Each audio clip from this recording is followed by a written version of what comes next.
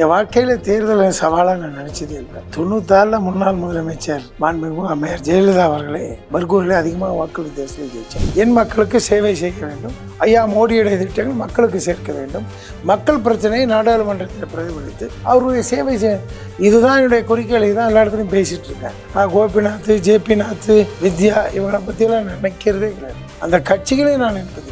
எங்களை பொறுத்த வரைக்கும் நாங்கள் தான் உண்மையான கட்சி, நாங்கள் தான் ஐயா மோடியுடைய உண்மையான தொண்டர்கள். தேர்தல் நிற்க போகணும், ஜெயிப்போம். மத்திய அமைச்சர் அஸ்வினி வைஷ்ணவ் இங்கே வராரு, ரயில்வே ப்ராஜெக்ட் அனௌன்ஸ் பண்ணுறாரு, ஓசூர் ரயில்வே நிலையத்தில். ஏன் இந்த செல்லகுமார் எம்பியாக இருந்தவர் பக்கத்தில் தான் இருக்கா, டிகிரி ஏன் வந்து பார்க்கல? சேலம் கோட்டத்துக்கு ஒரு மாதம் எவ்வளோ ஜிஎஸ்டி அபராதம் வசூலிக்க வேண்டும் என்று நிர்ணயிப்பது வணிக வரித்துறை அமைச்சர் சென்னை. இதில் ஜிஎஸ்டிக்கு எங்களுக்கு ரோலே கிடையாது. அங்கே பில் போடுறாங்க, ஜிஎஸ்டி கட்டுறாங்க, வசூல் பண்ணுறாங்க, அவ்வளோதான். இந்த மாதிரி குறுக்க போய் தவறான காரியங்களை செய்து லஞ்சம் பெற செய்வது திமுக ஆட்சியும் திமுக ஆட்சியில் இருக்கின்ற அதிகாரிகள். சார், நீங்கள் விமர்சனங்களை சிரித்த முகத்தோடு எதிர்கொண்டு பதில் சொல்கிற ஆள் அப்படிங்கிறதுனால நான் இன்னொரு கேள்வியும் கேட்டுறேன். உங்கள் மீதான விமர்சனமாகவே இருக்குது. தற்போது இப்போ முந்தானத்து நினைக்கிறேன், இப்போ கூட இங்கே ஒரு பிரச்சனை ஆச்சு. ஒரு பாஜகக்காரரும் பாமகக்காரரும் வச்சுட்டாங்க. இங்கே வந்து ஒரு கட்சிக்குள்ள ஒரு ஒற்றுமை இல்லை, கூட்டணி கட்சிகளை அரவணைச்சு போக மாட்டேங்கிறாரு நரசிம்மன் அவர்கள் அப்படின்னு ஒரு குற்றச்சாட்டுலாம் வைக்கிறாங்க செய்திகள். அநேகமாக இந்த குற்றச்சாட்டு வைக்கிற நீங்களே தான் இருக்கணும். கண்டிப்பாக கிடையாதுங்க சார், நான் ஆர்டிகல் கூட எடுத்துக்காங்க. அது நடந்தது முந்தா நாள் ஒரு கூட்டத்தில் நாங்கள் தான் இருந்தோம். சிறிய நிகழ்ச்சி அது. யார் முதலில் சால்வை போடுவது என்பது நிகழ்ச்சி, யார் முதலில் மேடை ஏறுவது என்பது போட்டி, அவ்வளோதான். ஆரோக்கியமான போட்டி. அது 5 நிமிஷத்தில் முடிஞ்சிருச்சு. ஆனால் அதை ஊதி பெருசாக்கி எப்படியாவது பாமகவும் பாஜகவும் சண்டை போட்டு பெருசாக்கி பிரிச்சு இல்லாமல் பார்க்குறாங்க. அது நடக்காது. இப்போ உங்களுக்கு எதிராக களத்தில் நின்று வேலை செய்கிற வேட்பாளர்களுக்காக இருக்கட்டும், இல்லை எதிர்கட்சியாக இருப்பவர்களாக இருக்கட்டும், என்ன சொல்லியிருந்தாங்க? நான் வெற்றி பெறுவதற்கு அவர்கள் வாழ்த்துக்கள் தெரிவிக்க வேண்டும். வளர்ச்சியும் வாய்ப்புகளும் தொடர தமிழும் தமிழகமும் தலை நிமிர மோடியின் கேரண்டி இருக்கு. இனி பயம் எதற்கு?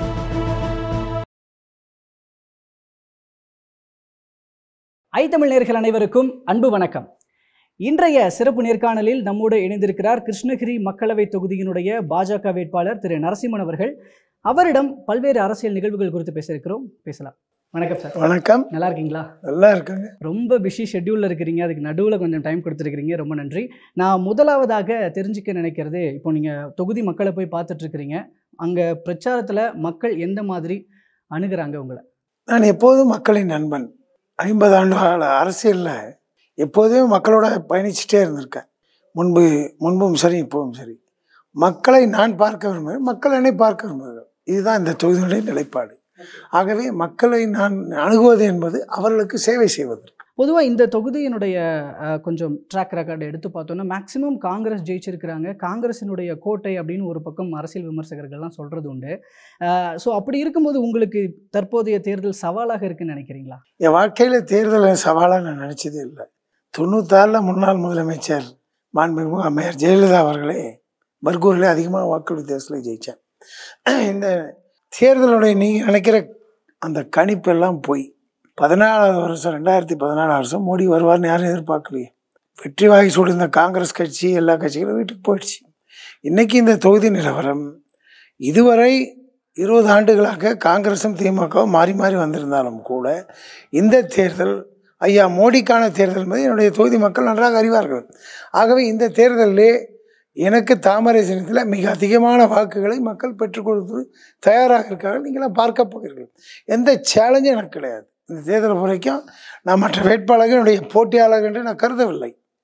காரணம் மக்களுடைய சக்தி, மக்களுடைய எனக்கு கிடைக்கின்ற அன்பான வரவேற்பு, இதெல்லாம் பார்க்கும்போது அவர்களை நான் ஒரு போட்டி வேட்பாளர் கருதவில்லை. அப்படின்னா இப்போ உங்களுக்கு ஆப்போனண்ட்டாக இருக்கிற கோபிநாத், ஜெயபிரகாஷ், வித்யாராணி இவங்கெல்லாம் உங்களுக்கு ஒரு டஃப் காம்படிஷன் கொடுப்பாங்கன்னு? நான் யாரையுமே டஃப் காம்படிஷன் நினைக்கவே இல்லை. என்னை பொறுத்த வரைக்கும் என் மக்களுக்கு சேவை செய்ய வேண்டும், ஐயா மோடியுடைய திட்டங்கள் மக்களுக்கு சேர்க்க வேண்டும், மக்கள் பிரச்சனையை நாடாளுமன்றத்தில் பிரதிபலித்து அவருடைய சேவை செய்ய, இதுதான் என்னுடைய குறிக்கோள். இதுதான் எல்லா இடத்துலையும் பேசிகிட்டு இருக்கேன். கோபிநாத், ஜேபிநாத், வித்யா இவங்களை பற்றியெல்லாம் நினைக்கிறதே கிடையாது. அந்த கட்சிகளே நான் நினைப்பதில்லை. எல்லாம் காட்சிகள். எங்களை பொறுத்த வரைக்கும் நாங்கள் தான் உண்மையான கட்சி, நாங்கள் தான் ஐயா மோடியுடைய உண்மையான தொண்டர்கள். தேர்தல் நிற்க போகணும், ஜெயிக்க போகணும். இந்த தொகுதி பிரச்சனைகள் அப்படின்னு பார்க்கும் பொழுது இப்போ 10 ஆண்டு காலமாக சில பிரச்சனைகள்லாம் இன்னமும் நீண்ட காலமாக தீர்க்கப்படாமல் இருக்குது. கடந்த 10 ஆண்டு காலத்திலையும் கூட பாஜக ஆட்சி இருக்குது, இப்போ இந்த இடத்துல பாஜக ஆட்சிக்கு எதிராக ஒரு நிலைப்பாடு இருக்கும்னு எதிர்பார்க்கல. ஆனால் நிர்மலா சீதாராமன் அவர்கள் வரும்பொழுது இந்த தொகுதி குறித்து இங்கே இருக்கிற எம்பிஸ் கொஷின் ரைஸ் பண்ணவே இல்லை அப்படின்னு ஒரு பக்கம் சொல்கிறாங்க. அப்போ இங்கே இருக்கிற எம்பிஸை சார்ந்துருமா இல்லை இந்த தொகுதிக்கு செய்யாத பாஜக அரசை சார்ந்துருமா? நிர்மலா சீதாராமன் ஒரு அகில இந்திய மத்திய அமைச்சர். அண்ணாமலை கிட்ட நீங்கள் இது கேட்டீங்கன்னா சரியாக இருந்திருக்கும். நிர்மலா சீதாராமன் ஒரு மத்திய அமைச்சர். அவர் தொகுதி வளர்ச்சிக்கு திட்டத்தினுடைய பணிகள் குறித்து மோடியாக என்ன செய்கிறாருன்னு நினச்சி இந்த தொகுதிக்கு ஒரு பட்டியலை வெளியிட்டார். ஐயா மோடியோட திட்டங்கள் பயனாளிகள் யார் யார் இந்த மாவட்டத்தில்னு ஒரு பட்டியலை வெளியிட்டார். அவர் அவ்வளோதான் பேச முடியும். மற்ற வேட்பாளர்களை பற்றி நாங்கள் தான் பேச முடியும். இந்த தொகுதியில் ஒரு பிரச்சனை இல்லை. 20 வருடங்களாக திமுகவும் காங்கிரஸும் 15 வருஷம் திமுக 5 வருஷம் காங்கிரஸ் எம்பியாக இருந்தாங்க. இந்த மக்களை அவங்க கண்டுக்கவே இல்லை. ஓட்டு போட்ட அப்புறம் டாட்டா காட்டு போனாங்க. எந்த பிரச்சனையும் அவர்களால் செய்து கொடுக்க முடியவில்லை, செய்யவும் இல்லை. அதற்காக அவர் பயணிக்கவும் இல்லை. இதுதான் உண்மை. அதற்காக தான் மக்கள் மிக வெறுப்படைஞ்சிட்டாங்க. அந்த 2-3 கட்சிகளை தாண்டி புதிய வேட்பாளராக இல்லை என்று சொன்னாலும் கூட நான் அவருடைய நண்பன் என்பதை நன்கு அறிவார்கள். எனக்கு சவாலே கிடையாது. தேர்தல் வெற்றி நிச்சயமாக வெற்றி என்பது தான் என்னுடைய கணக்கு. மக்கள் கிராமப்புறத்தில் நீங்கள் என்னோட ஒரு நாள் புறவாங்க. கிராமப்புறத்தில் பெண்கள் இளைஞர்கள் எப்படி வர்றாங்கன்னு பாருங்கள். Including minority Muslims, they are ready to vote for us. மற்ற வேட்பாளரை நம்பவே இல்லை. வேட்பாளர்னால் அது ஒரு தகுதி இருக்கணும். அந்த தகுதி யாருக்கிட்ட இருக்குன்னு அவங்களுக்கு தெரியும். ஏற்கனவே நான் எம்பியாக இருந்து பல காரியங்களை செய்து கொடுத்துருக்கேன். சவாலான பிரச்சனை எதுவுமே நான் எதுவுமே எதிர்பார்க்கல. 28 ஆண்டுகளாக நான் கொண்டு வந்த ரயில் பாதை திட்டம் கிடப்பிலை போட்டு வைக்கப்பட்டது. அதை நண்பர் செல்லகுமார் செல்லாதாக்கி அவர் போயிட்டார். இன்றைக்கி அந்த ரயில்வே திட்டத்தை அஸ்வினி வைஷ்ணவெல்லாம் கூப்பிட்டு வந்து இங்கே அவர்களாலேயே இங்கே அந்த ரயில்வே திட்டத்திற்கு அறிமுகம் செய்யப்பட்டு அறிவிக்கப்பட்டு அந்த திட்டங்களால் நிறைவேற்ற தருவாயில் உள்ளது. ஜோலார்பேட்டை ஓசூர் கிருஷ்ணகிரியான ரயில்வே பாதை, அடுத்தாற்போல் மெட்ரோ ரயில்வே திட்டம். அதற்கு மத்திய அரசாங்கம் இன் பிரின்சிபல் ஓகே சொல்லியாச்சு. நிதியை நாங்கள் 50% கொடுக்கணும், இவங்க 25% கொடுக்கணும். இதெல்லாம் தேர்தலுக்கு பிறகு நடைமுறைப்படுத்தப்படும். ஓசூரில் செயல்படாத ஒரு விமான நிலையம். அந்த செயல்படாத விமான நிலையத்தை செயல்படுத்த வேண்டும். ஆப்ரேஷன் ஏர்போர்ட்டை அதை மாற்றணும்னு நினைக்கிறோம். அதுக்காக பல சிக்கல்களை எல்லாம் தாண்டி 2 விமான நிலையத்தினுடைய தலைவர்களை ஒன்றாக சந்திக்க வைத்து பேச வைத்திருக்கிறோம். அவர்கள்ட்ட விமானம் இருக்கிறது, அப்ரூவல் இருக்கிறது, இவர்கிட்ட ரன்வே இருக்கிறது. ஆக ப்ராஃபிட் ஷேரிங் பேஸில் சீக்கிரமாக ஆப்ரேஷன் கொண்டாங்கன்னு சொல்லியிருக்கோம். இதையெல்லாம் யார் செய்ய முடியும்? ஏன் மற்றவர்கள் செய்யவில்லை? எதற்காக நான் மட்டுமே செய்கிறேன்னு சொன்னால், ஏற்கனவே இந்த பிரச்சனையை குறித்து நான் நன்கு அறிந்தவன். எதை யாரால் எப்படி செய்ய முடியுமோ அதை அப்படித்தான் செய்ய முடியும். அது மட்டுமல்ல, ஒரு வேட்பாளர் தகுதி எப்படி இருக்கணும்னா எல்லா லாங்குவேஜ்லையும் பேசணும், சப்ஜெக்ட் தெரிஞ்சிருக்கணும். நாடாளுமன்றத்தில் போய் 0 ஹவர்லையும் கொஸ்டின் ஹவர்லையும் பேசணும். பேசுவதை செயல்படுத்த வேண்டும். பேசவும் செய்கிறதில்ல, செயல்படுத்தவும் இல்லைன்னா மக்கள் அவர்களை தூக்கி எறிவார்கள். இதுதான் உண்மை. எனக்கு ஒரு பெரிய சவால் என்று நினைக்கவில்லை. மக்களால் இவர்கள் கைவிடப்பட்டார்கள். ஆனால் மக்களுக்கு இவர்கள் கைவிட்ட திட்டங்களை நான் இன்றைக்கு எடுத்து சென்று அதை சேர்ப்பேன் என்ற உறுதியை கொடுக்கிறேன். மக்கள் எனக்கு ஆதரவு அளிக்கிறார்கள். ஆனால் தொகுதி பிரச்சனைகளை பாஜக அல்லாத மாற்றுக் கட்சியை சேர்ந்த எம்பிக்கள் எழுப்புறாங்க அப்படின்னா அவங்களுக்கு மத்திய அரசுலேருந்து போதிய ஒத்துழைப்பு கொடுக்கறதில்ல அப்படின்னு இப்போ ரீசெண்டாக திமுக எம்பிக்கள் மீதான விமர்சனங்களை கொஷினாக வைக்கும்போது அவங்களும் இதே தான் சொல்கிறாங்க. திமுகவுடைய சட்டமன்றம் எப்படி நடக்குது? ஸ்டாலின் தலைமையில் சட்டமன்றம் எப்படி நடக்குது? திமுக தான் 20 வருஷம் அங்கே மேலே ஆட்சியில் இருந்தாங்கல்ல. திமுக எம்பி 15 வருஷம் இங்கே இருந்தார்ல. அவங்க என்ன பேசினாங்க, என்ன பண்ணாங்க? ஐயா ஸ்டாலின்கிட்டையும் நான் கம்ப்ளைண்ட் பண்ணியிருக்கேன். உங்கள் எம்பி சரியில்லை, சரியாக தொகுதி வேலை செய்ய சொல்லுங்கள். சுகோணம் நாடாளுமன்ற உறுப்பினராக இருக்கும்போது தமிழ்நாடு ஹவுஸில் டெல்லியிலே நான் சொன்னேன், உங்கள் எம்பி சரியாக செயல்படுறாங்கன்னு சொன்னேன். அவர்கள் செய்ய முடியாத இயலாமல் போன காரியத்தை மற்றவங்க மேலே அதை போட்டு பாரம் போட்டு தப்பிக்க பார்க்குறாங்க. அது இல்லை. இன்றைக்கி மத்திய அமைச்சர் அஸ்வினி வைஷ்ணவ் இங்கே வர்றாரு, ரயில்வே ப்ராஜெக்ட் அனௌன்ஸ் பண்ணுறாரு ஓசூர் ரயில்வே நிலையத்தில். ஏன் இந்த செல்லகுமார் எம்பியாக இருந்தவர் பக்கத்தில் தான் இருக்கா, டிகிரி கொடுத்து ஏன் வந்து பார்க்கல? அவங்களுக்கு உண்மையிலேயே அதில் இன்ட்ரெஸ்ட் இல்லை. அவங்களாம் வெளியூர்லேருந்து வந்து ஏதோ காரியத்துக்காக வந்தாங்க, இருந்தாங்க, போனாங்க. இங்கே இருந்த திமுக எம்பி 3 முறை இருந்து யாரும் செயல்படவில்லை. அதற்கு சில உணர்வுகள் வேண்டும். மக்களை மதிக்க வேண்டும், மக்களுடைய உணர்வுகளை புரிந்து கொள்ள வேண்டும், மக்களோடு மக்களாக இருக்க வேண்டும். ஓட்டு வாங்கிய பிறகு அதற்குரிய பணிகளை செய்து கொடுக்கணும். இல்லைன்னு சொன்னால் மக்களுக்கு நாம் துரோகம் செய்கிறோம். அப்படி செய்யக்கூடாது. இப்போ இங்க கிருஷ்ணகிரி மக்களவை தொகுதியை பொறுத்த வரைக்கும் இங்க வந்து ஒரு பக்கம் விவசாயம் பிரதான தொழிலாக இருக்கிறது, இன்னொரு பக்கம் தொழில்துறையும் வளர்ந்துகிட்டு இருக்கு. இதெல்லாம் இருக்கும் பொழுது திரு நரசிம்மன் அவர்களுக்கு என்ன ஒரு விஷன் இருக்கிறது இந்த தொகுதியை வந்து என்னை பொறுத்த வரைக்கும் நாடாளுமன்ற போட்டியிடுகின்ற நான் இந்த தொகுதியை பொறுத்தவரை 2 கண்கள், விவசாயம் ஒரு கண், தொழில் வளமும் ஒரு கண். விவசாய வளமும் இருக்க வேண்டும், இந்த நாட்டை காப்பாற்ற வேண்டும். தொழில் வளமும் இருக்க வேண்டும், தொழில்கள் வளர்ச்சி அடைய வேண்டும், வேலைவாய்ப்புகள் பெருக வேண்டும், அதுபோல பொருளாதாரம் உயர வேண்டும். விவசாயம் பெருக வேண்டும், விவசாயத்திற்கென்று ஒரு பொருளாதார ஏற்றுமதி மையத்தை விளைபொருளுக்காக உருவாக்க வேண்டும் என்று நாங்கள் இங்கே பாடுபட்டு கொண்டிருக்கிறோம். ஆக 2 வளர்ச்சியும் வேண்டும். இங்கே பாஜகவுக்கு எதிராக பேசுகிற திமுக, முக்கியமாக திமுகவே வச்சுக்குவோமே, அவங்க வந்துட்டு முக்கியமாக சொல்கிறது இங்கே பாஜக வந்து ஜனநாயகத்துக்கு எதிராக செயல்படுகிறது, வேலை வாய்ப்புக்கு எதுவும் பண்ணலை, விலைவாசியை உயர்த்திட்டாங்க, இந்த மாதிரி அடுக்கடுக்கான குற்றச்சாட்டுகளை முன் வச்சு பிரச்சாரம் அவர்கள் மீது மக்கள் சொல்லக்கூடிய குற்றச்சாட்டு அவங்க எங்க மீது சொல்லிட்டு இருக்காங்க. என்ன வேலை வாய்ப்பு கொடுத்துருக்காங்க? இப்போ தொழில்துறை இதெல்லாம் எடுத்துட்டா கூட ஜிஎஸ்டினால தொழில்துறை முடங்கி இருக்கு. அது எப்படி ஜிஎஸ்டினால தொழில்துறை? அங்கே 2 ஜிஎஸ்டி இருக்கு.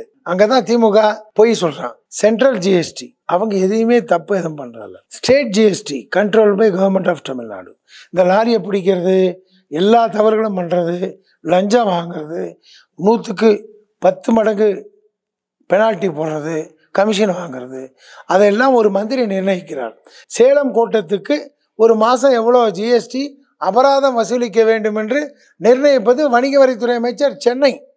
இதில் ஜிஎஸ்டிக்கு எங்களுக்கு ரோலே கிடையாது. நாங்கள் பில் போடுறாங்க, ஜிஎஸ்டி கட்டுறாங்க, வசூல் பண்ணுறோம், அவ்வளோதான். இந்த மாதிரி குறுக்க போய் தவறான காரியங்களை செய்து லஞ்சம் பெற செய்வது திமுக ஆட்சியும் திமுக ஆட்சியில் இருக்கின்ற அதிகாரிகளும் தான். அதற்கு எங்களுக்கு பங்கே இல்லை. நாங்கள் அந்த மாதிரி செய்வதே இல்லை. எங்களுடைய பணி வேறு. ஜிஎஸ்டியை கொண்டு வந்து இன்னைக்கு பீகாரில் இருந்து ராஜஸ்தான்லேருந்து 17 செக் போஸ்ட் தாண்டி சில பொருள்லாம் வருது. ஒரு காலத்தில் 1 வாரம் ஆகும் ஒரு பொருள் வரதுக்கு, இன்னைக்கு 24 ஹவர்ஸில் வருது. எவ்வளோ சிம்பிளிஃபை பண்ணியிருக்கோம். எவ்வளவு தவறான 2-3 கணக்கெல்லாம் இருந்தாலும் சிம்பிளிஃபை பண்ணி ஜிஎஸ்டியில் கொடுத்துருக்கோம். தவறு இல்லை சார். நீங்கள் விமர்சனங்களை சிரித்த முகத்தோடு எதிர்கொண்டு பதில் சொல்கிற ஆள் அப்படிங்கிறதுனால நான் இன்னொரு கேள்வியும் கேட்டுறேன். உங்கள் மீதான விமர்சனமாகவே இருக்குது. தற்போது இப்போ நேற்று முந்தானத்து நினைக்கிறேன், இப்போ கூட இங்கே ஒரு பிரச்சனை ஆச்சு. ஒரு பாஜகக்காரரும் பாமகக்காரரும் அடிச்சுக்கிட்டாங்க. இங்கே வந்து ஒரு கட்சிக்குள்ள ஒரு ஒற்றுமை இல்லை, கூட்டணி கட்சிகள் அரவணைச்சு போக மாட்டேங்கிறாரு நரசிம்மன் அவர்கள் அப்படின்னு ஒரு குற்றச்சாட்டுலாம் வைக்கிறாங்க செய்திகள். அநேகமாக இந்த குற்றச்சாட்டு வைக்கிற நீங்களே தான். கண்டிப்பாக கிடையாதுங்க சார். நான் ஆர்டிகல் கூட எடுத்து காட்டுறேன். இல்லை, அதாவது இந்த களம் எப்படி இருக்கு சொல்கிறேன். ஓகே, அது நடந்தது முந்தா நாள் ஒரு கூட்டத்தில். நான் அங்கே தான் இருந்தேன். ஆச்சா, பாமகவும் பிஜேபியும் 2 கண்கள் இந்த மாவட்டத்தில். அதனால் யாரோ ஒரு சிலர் சரி, சிறிய நிகழ்ச்சி, அது ஒரு சிறிய நிகழ்ச்சி. யார் முதலில் சால்வை போடுவது என்பது நிகழ்ச்சி, யார் முதலில் மேடை ஏறுவது என்பது போட்டி, அவ்வளோதான். தவிர ஆரோக்கியமான போட்டி. அது 5 நிமிஷத்தில் முடிஞ்சிருச்சு. ஆனால் அதை ஊதி பெருசாக்கி எப்படியாவது பாமகவும் பாஜகவும் சண்டை போட்டு பெருசாக்கி பிரிச்சிடலாமான்னு பார்க்குறாங்க. அது நடக்காது. ஊடகங்கள் எவ்வளோ ஊதினாலும் கூட அது நடக்காது. இனி 4-5 நாட்கள் மிக அதிகமாக க்ளோஸ்அப்பில் தான் வேலை செய்வோம்.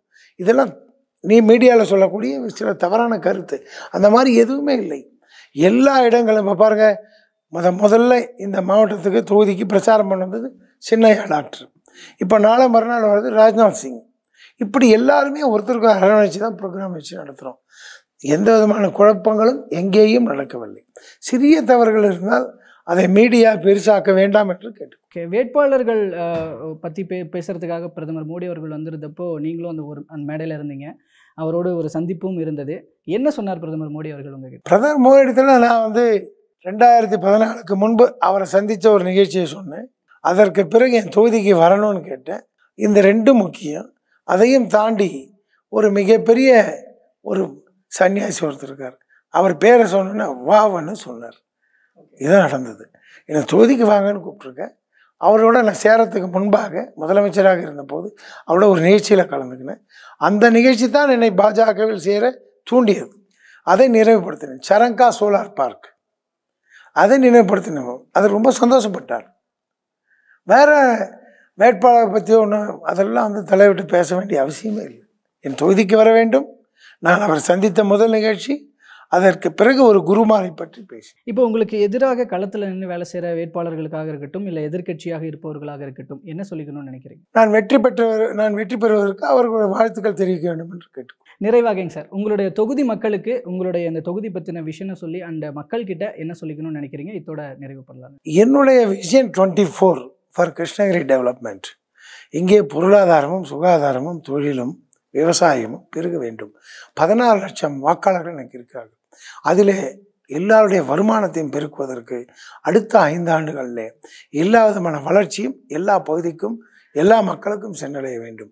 விவசாய மக்கள், ஏழை மக்கள், தாழ்த்தப்பட்ட மக்கள், ஒடுக்கப்பட்ட மக்கள், இளைஞர்கள், பெண்கள் அவர்களுடைய திட்டங்களை நான் எடுத்து சென்று மக்களுடைய வளர்ச்சியை பெற்றுத் தருவதற்கு இந்த தேர்தல் எனக்கு அடிப்படையான உரிமையை கொடுத்து அதன் மூலமாக இந்த மாவட்டத்தை, என்னுடைய தொகுதியை சிறந்த நாடாளுமன்றமாக, சிறந்த மாவட்டமாக ஆக்கி காட்டுவதுதான் என்னுடைய வேலை.